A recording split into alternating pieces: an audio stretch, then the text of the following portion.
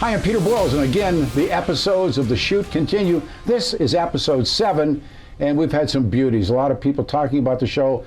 But before we begin, I really want to thank Dr. Julie McAllen from Cenegenics, who, here I am, an old man sitting there doing this, but boy, I'll tell you what, if I wasn't a patient of Dr. McAllen's, I think I'd have a hard time being here today. So The Shoot, again, coming from professional wrestling, the real is something called a shoot. Everything else is known as a work. There is nobody better to have right now, and I'm so proud of everything he's accomplished in talk radio, and he doesn't need me to say it, but his name is George Brauchler, and I think he did the wave. He got the memo on how to dress. Yeah. And I started out wearing like some sport coat that doesn't fit anymore, and I went to black sweatshirts, and it doesn't matter because we're doing a shoot. That's right. And so I didn't know how you were going to dress.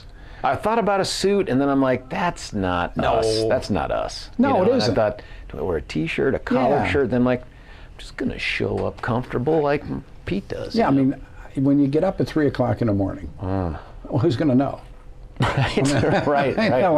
I'm in here with Billy, and then Mark comes in, and for Billy, it's clothing optional. Like, I understand Billy, there are times where... Billy works semi. Yeah. You know, we have an announcement to make, but I think you have come so far, and it's not my place to say it, but I've listened to you. We're going to talk about what we're going to talk about, but why talk radio? I mean, I know that I played a little bit of a role early. So, first of all, begin with talk radio. And well, I'll tell the story. Right. There were some years ago on a different station that there Brand was X. Brand X, that the promotional thing that was run was who wants to host their own radio show. Yes. This had to be the mid-2000s, I think, in 5, 6, I can't remember. And my wife had said, you should put in something, and you were asking for recorded things, and back then people used something called compact discs, you know, and you could send it in.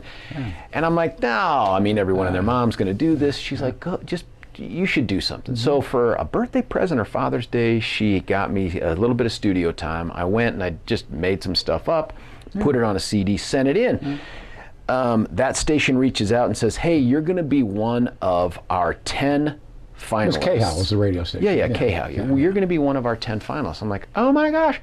And so the next thing was to come into the studio, 2 people at a time, each day for 5 days of the week, and spend some time, I think, with you in the studio. And then you'd get a little bit of airtime, and then people could vote online. And I made it to the final 5. And then there was a conference out at the old convention center, the convention center, called Gears, Games, and Gadgets. It doesn't exist anymore. And it was like, and it was Jerry Bell. Jerry Bell said, come out there at this time, we're going to draw numbers, and you're going to decide, and then you're going to be on air with Peter Boyles and Craig Silverman, and you're going to do a whole segment or something. And so, of course, I had 2 kids in tow at the time. My wife, we're late, and I brought nothing except kids. Like, I'm dragging them through the convention center. We finally get there. Jerry's talking to 4 other people who have reams of paper, like prepared things. And I'm like, what in the hell am I doing? And they're like, you're going to go last. I'm like, okay, that's fine. So they have people go. And one of the people that goes right before me was a woman who was a palm reader on the radio. I remember this well. A palm reader. And I thought, my God, how do you do palm reading on the radio? And it was like, you can scan something and email it to us or fax it to us. Or she had people come up from the crowd and be like, oh, look at that, and you are a virgin. She's like, oh my God, it's so true, or something like that. And the Lifeline. Yeah, Lifeline, and you know, looks like it. And I was like, good grief. So they said, come back at this time. I'm walking around nervous as a cat. The kids are all, getting into stuff. Finally, we make it back, and they put me on with you and Craig. I'm sitting in between you, and I remember it was just very much like, so, what do you want to talk about? And I said, well, honestly, I feel like my momentum's been stolen. I was gonna talk about reading feet, but someone's kind of beat me to the punch with the whole hand thing. I don't know what to do from here. So then I had this idea, and here's how we improve civic relations. If every single tax-paying citizen at January 1 got a coupon to use to tase anybody, no questions asked, anybody in the community, as long as it's not medically contraindicated, you would see people's behavior towards each other change dramatically, especially as you hadn't used your coupon. As you got closer to Christmas, when people were fighting over things at the malls, you'd think twice, because you wouldn't know if Pete still had his. Yeah. You know what I mean? And so you cut Pete off in traffic, and Pete dials the number. Sheriff shows up at your house and is like, "Hey, I'm sorry, man." And there are going to be people out there who are going to be lit up like Christmas trees for weeks, you know? And it's like, you can't keep them. You have to use it by the end of the year, because otherwise you'd hoard them. And so I started doing that, and a neighbor called in and complained basically about one of our other neighbors, not knowing that they were listening. It created a huge brouhaha. But then it comes down to a final two. I'm invited back. Who's the other person that wins with me? The palm reader. Yeah, I remember. It's me and the palm reader. And so I go, and this time there's no Pete. There's no Craig. It's Jerry. And so now I'm sitting down with Jerry, who's a radio guy, but not a radio guy, right? He's a newsman. He's a newsman, He's a newsman, yeah. And at one point, he just gets up and leaves. He's like, "Hey, I got to go take care of something. You've got this." I'm like, "What in the world?" And I get this. I'm taking callers. They're like, "Take a call, take a call." So I take a caller, and it's someone that calls in, and they start saying some crazy stuff. And I'm like, "Hey, thanks." And I'm pointing to the producer to cut off. And he goes, "Hey, don't you cut me off. Don't you cut me off. This is my time. I waited on hold. This is my time." And I'm like, and everybody that's out there is looking at me. I'm looking at them like, I don't know what to do. So I go, Dad. I said, "Listen, Dad, come on, can't I have one thing for me, please?" People laughed. I ended. It turns out it was your former producer who was doing it. It was a sheik. It was. It exactly was. It was the sheik. And you said we kind of conned into that, I think, a little bit. You did. Yeah. And then at the end, it was like basically to see, hey, can this dude hold his own? And so then I win. Yeah. And it's this 4 days in Acapulco. No, I remember It's everything. great. Yeah. And I thought, I'm going to host my own show. Jerry calls me and says, "Here are your options. You can do a Sunday at 7 p.m. on December the this or that." And I'm like, that's it. I mean, like, it'll be me and my wife and my dad listening. Yeah. And he's like, "Come on in." We call that talking to yourself. It was. Yeah, that's what it was. said There that, yeah. no phone calls. I'm looking at the producer. I think he's reading the paper behind the glass. And I'm like, okay, well, that was a good experience. And then a couple weeks later, Jerry calls back and is like, "Hey, would you want to do some fill-in work?" And there we are. No, and then all of a sudden it started happening. It was all true. because of your thing. Well, I mean, but it's called, you did it. We call that. You can hear the on-air guy, and you listen to it, and just this guy's talking to himself. I mean, and it used to be, back thousands of years ago, there used to be regulations from the FCC that you had to give counter programming. And if somebody called up and said, "You know, I have a great story about me. I was producing a show all in Greek," and I've told the story before, and the Greeks, the Turks had invaded Cyprus. It's a long way around the story. So everything I'm just getting paid to play, and the announcers are Greeks, and I'm playing Greek music, and they're doing Greek sports, and I'm making, I don't know, $6 an hour producing the show. Well, they brought an editorialist in, Dr. Krikos, and he did an editorial all in Greek. What do I know? Yeah. Next morning I came to work, and Gus Merkus was my boss, who himself ethnically Greek, but I mean, one of the finest guys, tough guy. He's giving me this, "Come here," because there's guys in the lobby. I've told the story before. Pulls me in, he said, and he lights me up. I said, "What's going on?" He said, "Those are Turks." And no, you had to put the Turks on? No, the Turks were wanted equal time because of what the Greeks had said. Oh my God. No, it's a true story. And that's when the first time I ever learned that, well, maybe there's something to this business. But they used to do if you remember, thousands of years ago, at midnight on Sunday nights, then some rock and roll station that had to have community ascertainment. Oh yeah. They'd plant some dope show on, but they knew nobody was listening. Right. So if you're going to take some rookie and see how good he or she is, that's exactly what happened. You give them that, and you took. I remember you took the bait. Of course. Yeah. And then you guys kept giving me opportunities to fill in, and it was like, well, I haven't screwed it up so far. Well, there's been no lawsuits that I know of. You know, the FCC hasn't said we got to take you off the air for a month or something like that. If you haven't been sued, you know. I tell people, right. You're not doing it right. But when I would, when people would ask me about how do you do it, I said it's a simple thing. It's a test. What do I do? And I'd say you take a towel. Here's your phones. Take the towel, cover the phones. Now do an hour. Mm-hmm. Don't take calls. Mm-hmm. Do a good hour. Don't read the phone book. Right. do an hour talk, but cover the phone so you can't crutch the phones, and let me hear you do an hour. Yeah. And that was always my test. Can you do that? You can do this, but you're right, and for you, it's I don't if. No. Does it just become second nature or something? I mean, you've been doing it so long at such a high level, but for me, there were times where you start to judge your performance on air by the calls. Or am I getting any calls? Are they good quality calls? And then somebody told me, they're like, listen, if all you want is phone calls, just say on air, what do you like better, dogs or cats? Yeah. The phones will light up and it will be the worst radio on the planet Earth. Yeah. What's your favorite dessert? Yeah, what's your favorite dessert? What's your sign? There used to be, back in the day, you would get, these people that could tell your future or could read your mind or whatever it was. And you had to start off and you'd give them your birth date. Yeah. And then and the lines would jam, and they would say to me, well, our lines are jammed. Well, look, the only person that cares is that caller. Somebody say 8, 27, 64. Oh, well, and they start to play, and you can do this better than I can do it. The cross-examine game, and it's, I see, have you recently lost a family member? That kind of. Well, of course, everyone. I've never lost a family member, ever. But eventually everybody has lost a family. Well, is a male or a female? A male. Yes, I can see that. Right. That kind of stuff. Right. And they say, my lines are jammed. I said, nobody cares. Yeah, that's right. And you're walking into 710 KNUS, and I say this all the time. It is now the most significant talk station in this city. It really is. We're a 5,000 watt directional AM radio station. George, we should not even exist. Right. And we have become the epicenter of talk radio. And taking nothing away from our friends at other radio stations, the buck stops here. And so we have something to talk about you and what you're about to do. And so, if you would. Well, I think someone must have lost a bet in the administrative arts of the 710 Empire, because they've made the decision to remove me from Saturday mornings, the most coveted time slot of 6 to 9 a.m. on Saturday mornings.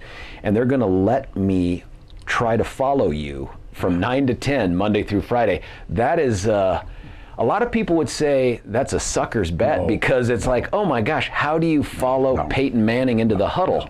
And so far, by the way, we've proven the Broncos can't follow Peyton Manning into the huddle. But they're going to let me do 9 to 10 a.m. Monday through Friday, and we're going to make a run at this thing and see if we can keep some of your mojo going. I'm thrilled when I've known this for a couple of weeks, and there's the Big Boss office. They come on, the Big Boss wants to see you, and I walk in, you're sitting there, and Kelly, and I first thing I did was just grab your hand. You did. You were so gracious. No, please. All talk radio is local. Tip O'Neill said it about politics. Yeah. And I believe now that I believed then, all talk radio, with one or two exceptions. Limbaugh was certainly the exception to the rule. Big. And we have a handful of guys but by and large, a syndicated guy can't talk about what is happening in Denver or what's happening in Colorado. Except for those rare, national stories. Happens, but other than that, they can't really... Voting for legalization of pot was a national talk show story. Maybe COVID to a degree, but it's why the national sports shows don't work, because by and large, sports fans don't care about the Jets. They care about the Broncos. Yeah. They don't care. Now the World Series is on, it's a different thing, but by and large, people want to talk about the Rockies. They don't want to talk about the Houston Astros. And so local sports, and there's a couple of local young D-Mac and those guys, they're just so good. Yeah. And what do? They focus on the Rockies. They focus on CU Buffs. And so that's and I'm thrilled because you've come, and you don't need me to say it, but you've come a long way. Appreciate that. From, reading people's feet. Trying to. So, there had to be a moment, and I promised myself, I knew we were going to talk, because I promised myself, I wanted to either say, what's wrong with you?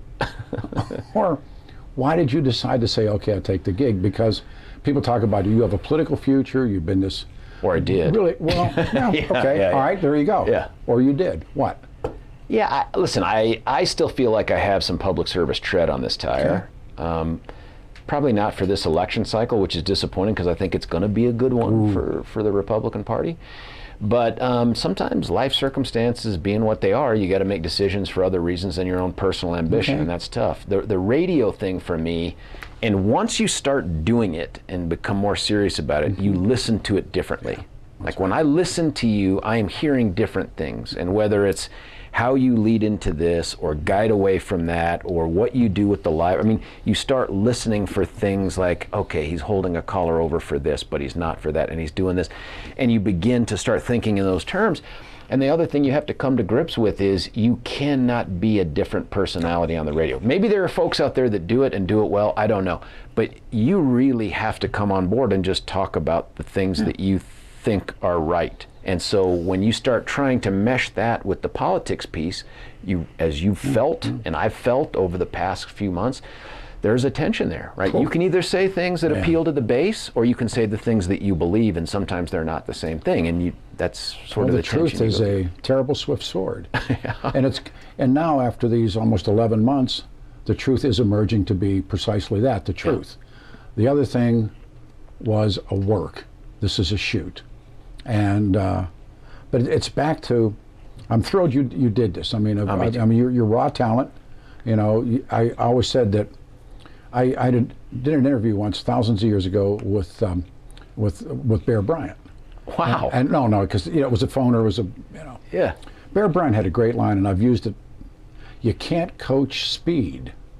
You got speed. Bear Bryant, and I'm paraphrasing Bear Bryant. That I can teach you to catch. Yeah. I can teach you to block. I can teach you to tackle. And again, with paraphrasing Bear Bryant, but I can't teach you to run fast. Yeah. I can't coach speed. Now that's like this amalgam of things that Bear Bryant said, and he could spot that. Yeah. Like he knew, because we talked about Joe Namath, and Joe Namath's my favorite football player of all time, but Joe Namath had speed. Yeah. He could throw the ball. Oh yeah. He could run. He did these things, and Bear Bryant saw it, and he turns him into Joe Willie Namath. Phenom. Yeah. You got speed, kid. I appreciate that. No, it's true. Trip and stumble. You got speed, and there's a lot of people that fumble around. You have speed, and I'm going to have to run extra fast to keep what you guys got going from that 5 to 9 slot. Because just be you. I mean, the answer is pretty fair, and I know this about you. The same guy sitting here. Yeah. You know, you came in a State Patrol jacket. Yeah, got it right here. I know, we started goofing on each other right away. Yeah. And this guy's that guy. You know, the old Denver legends in the media were the same guy, and your point's well taken. Lots of times, you've been around more politicians than I have. They're two different guys. There are sometimes. That is the truth. That is the truth. There are people that are just different in their presentation than they are when they're with their inner circle or their family or something like that. And I have never been able to pull that off. I don't have a good poker face. It is what it is. But you've been through some really, really tough prosecutions. There've been some taxing ones, yeah. Which one stands out first?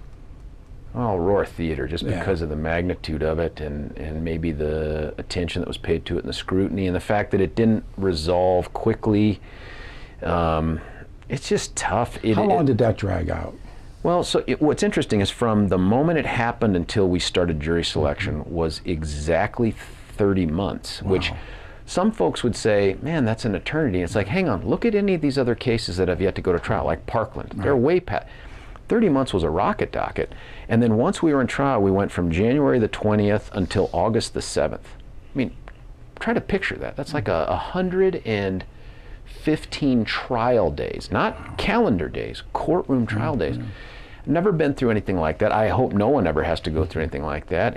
But along the way, and it came at a time in my life where everything was a little more impactful because I had 4 young kids at home, and when you're talking about the youngest victim being a 6-year-old, Veronica Mosier Sullivan, and I had a 5-year-old at the time who would crawl into bed with mom and dad, almost every night of the trial. Were the kids aware of you were involved in this? They were. Yeah. In fact, at one point at our kids' grade school, the teacher reached out to my wife and said, hey, got to have a talk with you.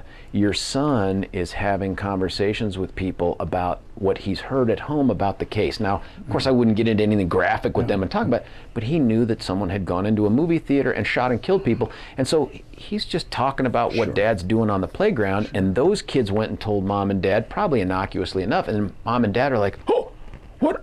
So I had to be super sensitive about that. And during the time that's all going on, it was weird. I think my wife would describe me best as a ghost, because even though I was physically there, like you could see me, I really wasn't there. My mind was always somewhere else. I'd be on the sidelines of the soccer field while kids were playing, and I'd be on the phone talking with someone about, hey, do we have that piece of evidence, and should we reorder the way we're doing these witnesses and all that other stuff. And so I was there, but not really there.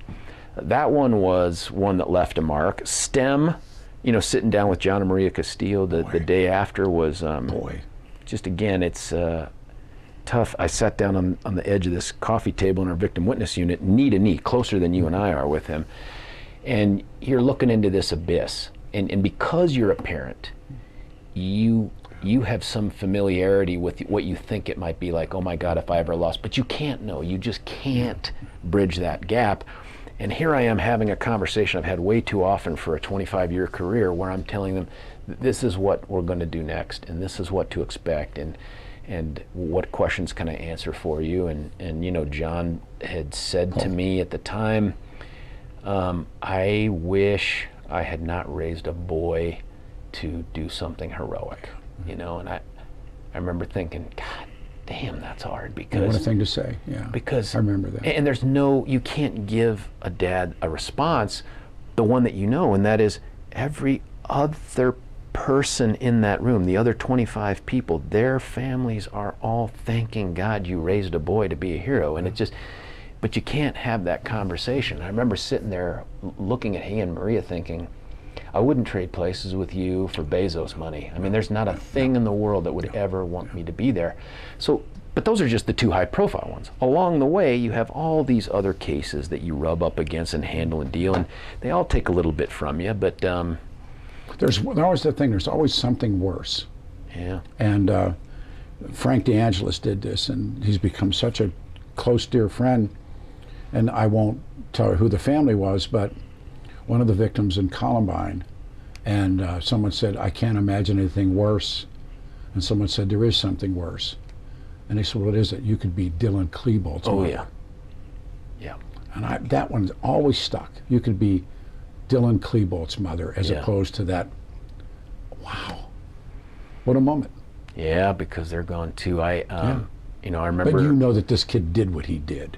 Of course, yeah. Of course. And I imagine every morning they have to wake up and ask themselves, where did we miss something? Where did we go wrong? Yeah. But I remember being the junior prosecutor out of two of us on those Columbine cases, and that was, at the time, forgive this term, the Super Bowl of crime. I mean, nothing in America had come close to this for school shootings or anything. And I remember coming away from that case feeling like, well, I've just done the biggest, worstest case I'm ever going to handle. And I was wrong. Yeah.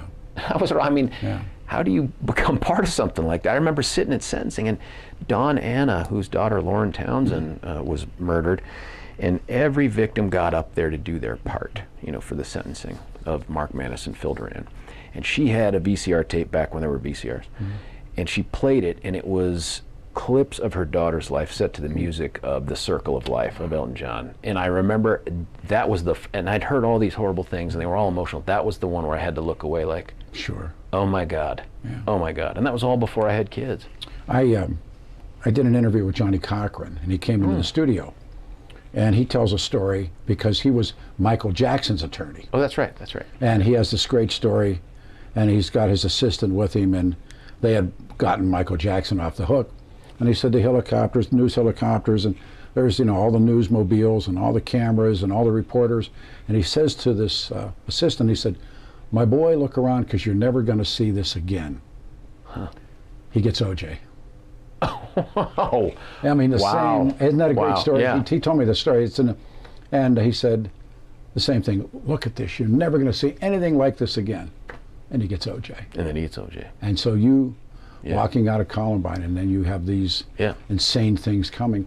Yeah. Did you ever, I mean, we've talked about this so many times, gotten and thought about homes and what was wrong with you? I mean, you're looking at people, and you know, we share so many different friends, and you have to prosecute this guy. I mean, look, there's no question he has a mental illness. Nobody would agree on what that mental illness was, and some of that was part of the defense and all that, but I also don't have any doubt that he knew right from wrong and had the ability to make decisions. But in my mind, and I'm an amateur psychiatrist at this point, having gone through all of this mental health stuff, I think this is a guy who internally was smart. He was clever, humorous. I mean, you could see it in his writings, his text, his emails, all this other stuff. But whatever that mental illness was, when he got into a room or face-to-face with someone, he couldn't do this. He couldn't look you in the eye and have a conversation. He struggled to do these small group presentations where people were staring at him, whatever that was. And it felt to me like he was trapped inside himself. And when he ran out of optimism about how his life would turn out, and remember, his dad, who's very similar to him, and some might call him stoic, and I'm not saying he's diagnosable, but very close to how he presented was the way his son presented. But his dad got a PhD, just like he was trying to get, found someone to love, just like this guy had at one point, got married, had 2 kids, the dog, the house with the white picket fence, was able to live a seemingly normal life. And then all of a sudden, in this first year of this PhD program that's so competitive that only 6 people from the planet Earth a year get into it, and he's never had trouble with academics, he's starting to fail. The first girlfriend he ever has at age 24 or 25 dumps him. It's the first time he'd ever fallen in love. And now he begins to question himself and like, what am I going to do? What am I going to be? And so when that happens, then he starts to blame others for how he feels. And it becomes, other people make me see me for who I am. And I'm trapped behind this thing. And he just kind of decides, I'm just going to focus on making my mark by killing as many people as I can. And if he could, he would. Going back to age 11, he had dreams of mushroom clouds blowing up and just gobbling up people and all this stuff. And he just kept it at bay, thinking, I think, that he could have a normal existence. And when that didn't happen, he's like, all right. Talking, there's a moment, and I'm like an amateur shrink, the wheels come off. Yeah. And those stem killers, same thing. I read the stories, read the cases, and think, are we just born flawed? I mean, you've dealt with so much. Well, mental illness does run through most of these major crimes. It really does. But the other interesting dynamic about STEM, and we saw it in Mountain Vista, which people don't really know about because there were these 2 16-year-old girls, but it's 2 broken vessels that in and of themselves, who knows what happens. But somehow they find each other by chance. And there's a synergy that's created between 2 people who have these Klebold and Harris. Exactly. Like by themselves, Harris never does this. By himself, Klebold never does this. Maybe they don't even think of it. But together, there's this synergy. And the same thing happened at STEM, where these 2 people who had varying reasons for hating people in school and feeling bad about themselves found each other and concocted this ridiculous scheme to try to murder everybody in a classroom and make one of them look like a hero. I mean, just stuff that if you said it out loud, you'd be like, what? Do you have dreams about stuff like this? No. Listen, maybe I'm broken in some way, but I have a pretty thick scab over most of this stuff on my psyche. My wife's convinced. She thought after I left the DA's office, I'd, lose my mind. Maybe I'm there. I don't know. We'll find out. Talk radio. We'll find out on radio. We'll find out on Monday. What happens? Giveaway. But no, I don't. I don't remember any of my dreams, and I haven't for a long time, maybe over a decade. But I don't remember dreaming about this. The worst is being awake and thinking about it and having it float around your head. And the 3 of them, did you ever sit one-on-one and just have conversations? No, and there's reasons for that. I understand that part of it. Once they get an attorney, that's it. Now, I've seen all their videotape statements or video recorded statements, and we even did a proffer with the 16-year-old transgender male, Alec, and they were in the room next door, but I had the prosecutor that was going to handle that go in there, and we were watching it live. But the closest I got to the Aurora Theater shooter was me to you, and I'm standing up there talking to the jury, asking for death or asking for guilt, and I could see him sitting right there, and I'd point at him, and he was just like you are right now, fully engaged. But that's the closest I ever got to him. One of the things is that I watched you do or heard you do that made me know that you're now a talk show host. Yeah. And I think there's a line that people have to cross, and it would be for another when we do this again. But you came out and you said, no, here's the truth. Donald Trump got beat. Yeah. And you went on to some other things as well. That's the holy grail now of talk radio that's really transitioned into a whole other Mongambo. We have, and maybe we'll get it back, but talk radio went on its ear. And I want you to know this, how proud of you. Thank you. I was when I heard you say, no, here's the truth. And I had no idea you were going to jump across and do the 9 o'clock or anything like that. Yeah, you're right. No. Why did you decide to do it? Well, I believe that, one, and you can't be on talk radio since that election and not have that be a topic that either you bring or a caller brings. It permeates everything. Everything. And the number of people that react viscerally to that statement, and they're just so certain that they're right and that I'm wrong, and it comes down to things. The other day on the radio when I was on Saturday morning, I had said, listen, I wish that President Trump had taken a different approach to the Georgia Senate races rather than discouraging voters, because we wouldn't have to do any of this. He drove we wouldn't have to away. deal with any of this craziness about should it be $3.5 trillion or $2 trillion. We wouldn't be having any conversation like that. Agreed. And when I said he cost us the Senate, man, the texts, fire up over there on that screen, or the phone callers, and they would just talk to Javi behind the glass. They didn't want to come on air, but they'd be like, and Javi'd be like, man, you are really lighting people up. And I'm like, this doesn't feel controversial to me, but it is, I say this, been saying it for almost 11 months. It's the terrible, swift sword, the truth.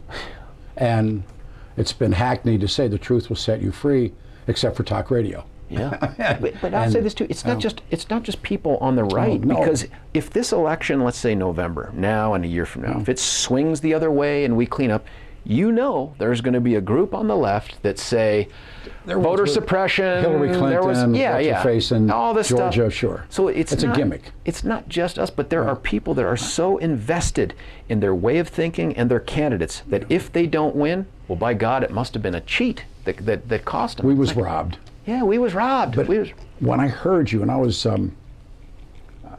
leaving, I was going to the gym because I hear you on Saturday when I go to the gym early, and I heard you do it, and I went. And then you were on the radio show, and you did it on the radio show, and I'm thinking to myself, I didn't know the 9 o'clock thing was even available, or was it going to happen? Yeah. But I thought to myself, I appreciate that. No, it's just the truth. You went from a work, you went to the shoot. You went. I mean, it's real. And I knew. I said, batten down the hatches. You think you've taken a load before? Oh yeah. Because the other one's the COVID. As you know, somehow that has become an issue that transcends politics. Although it touches politics, no doubt. Sure. But oh my goodness. But they tie together. They do. It's a train running on the same set of rails. I think that's true. Oh, it is true. I mean, you sit in there long enough. I think if you could figure out a way to do a Venn diagram of the people that think that the election was stolen and the people who think that the whole COVID thing is it would look like an eclipse. You know what I mean? It would just be two circles on top of each other. Well, I tell you what, congratulations. I mean, I am thrilled. Me too. We're going to start working. We're going to work together. If you just kind of just walk into it, but George is going to begin on 9 o'clock in the morning, taking the show, and we've worked. We're going to do a transition. I used to do it with Kaplis. Kaplis and I would do. Cool. I called it a crossover transition. Yeah. And it's seamless, and so you don't break away and give everybody the chance. And it is going to be all time. Good. I mean, I'm thrilled you're going to do it. Me too. And when I heard you're going to do it, I went, "Why are you throwing away?" And also just to walk into that giant shadow that you cast is unbelievably. I'm going to bring a parka, because it's dark and cold over there. I learned long ago that when you go in there in the morning, and I put on the gorilla suit and I zip it up and zip up the sleeves, put the hat on, because it's going to get good. And if you don't make it good, they won't be there. Yeah. And that's why you see loss of ratings and ratings of revenue. Yeah. But if you if you can keep the drive alive, and you do it with the truth, and I know you do this show prep homework, walk in like you're going to work, you're like you're in grad school or law school again, and you're ready to go, the show will work. The prep part is big. I think a lot of people take that for granted too. Like it's just a matter of showing up and just saying stuff. And anyone that's listened to you knows just the volumes you read of stuff to just keep yourself up to speed. But I have nothing else to do, and they give me free books. There's a lot you're doing. Well, the shoot is sponsored by Cenegenics. This is, of course, George Brauchler and Peter Boyles. It's denver.cenegenics.com if you will look on the internet. And, of course, to Dr. McCallan, who made all of this possible, made me possible. This is the 7th episode. Hard to believe. 7 episodes of the shoot. Without Mark Crowley, we don't do anything. So thank you, George Starts. Brother, I'm thrilled. I'm thrilled to be lucky number 7 for the show. I mean, come on. And yeah, lucky 7. Not only that, the radio station stays live and stays in Denver. Yeah. Right. And that means a lot. Right.